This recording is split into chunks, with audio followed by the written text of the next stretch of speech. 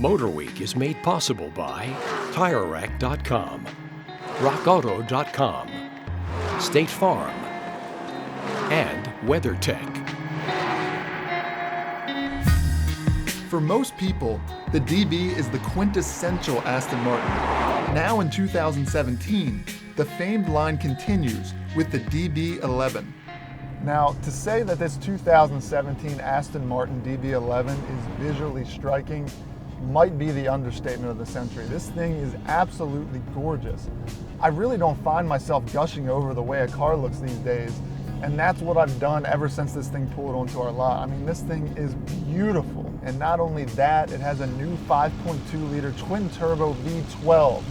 12 cylinders, you don't see that very often anymore. 600 horsepower to the rear wheels, 8-speed ZF transmission, which we've seen in a couple other vehicles. It's a really quick transmission, especially for an automatic. It's not a dual clutch. The interior is also impeccably done. I like this steering wheel, somewhere in between an oval and a square. Nice and sporty. The paddles, they are column mounted. They're also black metal, which is really cool. Everything looks good. You have a push button shifter, which generally I don't like, but in this car I think it works.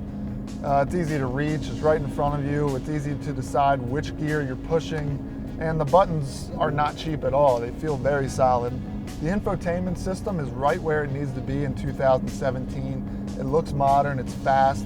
You have a center controller down here, which is taken right out of a Mercedes, it looks like. Now the DB11 remains a Grand Tourer first and foremost, though it does gray the line that separates a GT and a performance car. I think it's just missing some of that rawness and brutality. Instead, it's refined, it's quiet, minus some road noise coming in through the back, but I'll attribute that to the V12 being so subdued in casual driving. Of course, a switch up into sport mode and a heavier right foot takes care of that pretty quickly. Woo!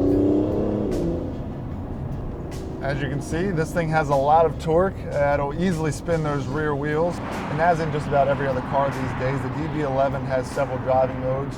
You can stay in GT and it'll be smooth and subdued. Go up into sport to get a little rowdy. And then top of the line, Sport Plus mode, which gives you just about everything. All this wonderful sound, the extra power. But you can also change the suspension independently, which I always find is a nice feature because I might want the shift aggression of sport mode, but I don't want the suspension ride, and this allows you to do so. We've got plenty more to cover on the Aston Martin DB11, so grab some tea and biscuits and tune into MotorWeek for a full road test coming soon.